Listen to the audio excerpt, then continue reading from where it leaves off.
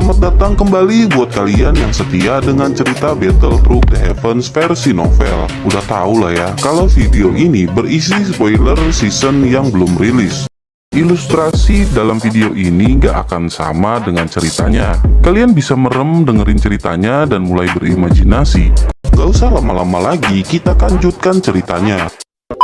Badin terlihat tetua pertama menanyakan perkembangan Fallen Heartflame di menara pelatihan. Tetua lain berkata semakin hari amukan Fallen Heartflame semakin besar dan khawatir dalam waktu dekat akan segera meletus. Kemudian tetua pertama memerintahkan untuk segera menyebar informasi ke akademi luar mengenai hal tersebut dan jangan sampai bocor. Tetua khawatir dengan lepasnya Fallen Heartflame akan mengundang alkemis terbaik di daerah Black Corner. Hal itu dikarenakan api surgawi bagi seorang alkemis adalah sesuatu hal yang sangat mereka inginkan. Tetua lain menanyakan siapakah yang tetua pertama maksud. Dengan berat tetua pertama menyebutkan nama kaisar obat Han Feng.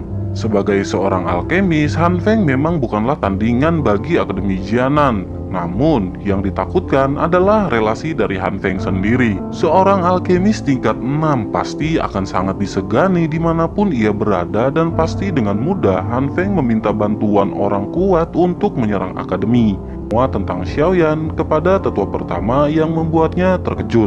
Tetua lanjut menekankan untuk memberi Xiaoyan kebebasan terhadap apa yang ia ingin lakukan. Setelah itu, tetua pun memerintahkan untuk segera menjalankan tugas dan saat hendak pergi, tetua melihat kilatan biru menembus langit di kejauhan. Ia jelas tahu bahwa itu adalah energi yang diakibatkan dari pemulihan pil tingkat 6. Ia pun bertanya-tanya siapakah orang di akademi yang dapat memurnikan pil tingkat ini, kemudian pergi untuk mencari tahu yang terjadi.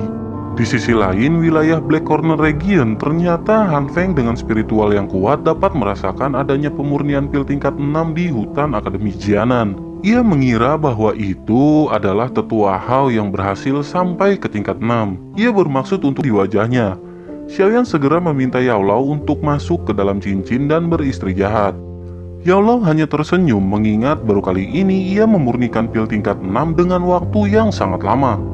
Hal itu dikarenakan tubuh spiritual yang tak cukup kuat untuk mengeluarkan semua kemampuan Yao Lao. Sebelum beristri hajat, Yao Lao meminta Xiaoyan untuk memasukkan pil ke dalam botol giok.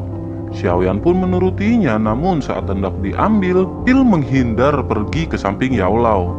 Xiaoyan terkejut dan menyadari bahwa pil tingkat 6 memiliki kecerdasan sendiri dan sulit untuk dikendalikan. Yao Lao pun hanya tersenyum. Kemudian dengan ayunan tangannya, pil pun masuk ke dalam botol giok. Xiaoyan bertanya-tanya bagaimana dengan pil tingkat 7 dan 8, pasti kecerdasannya melebihi pil tingkat 6. Yao Lao mengangguk lalu berkata bahkan pil tingkat 9 dapat mengambil wujud seperti manusia. Xiaoyan hanya melotot dan tak lama Yao Lao pun beristri jahat. Setelah itu, Xiaoyan pun turun dari atas bukit. Kemudian Yao Lao memerintahkan Xiaoyan untuk segera bersembunyi karena ada aura kuat yang mendekat. Xiaoyan pun melesat ke semak-semak didukung dengan spiritual Yao Lao untuk menyamarkan aura Xiaoyan.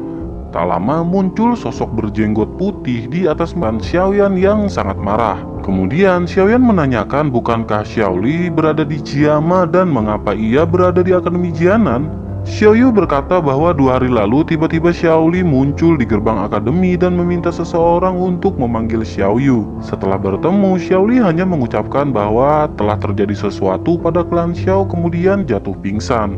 Xiaoyan semakin marah dan tanpa sadar energi besar keluar dari tubuhnya.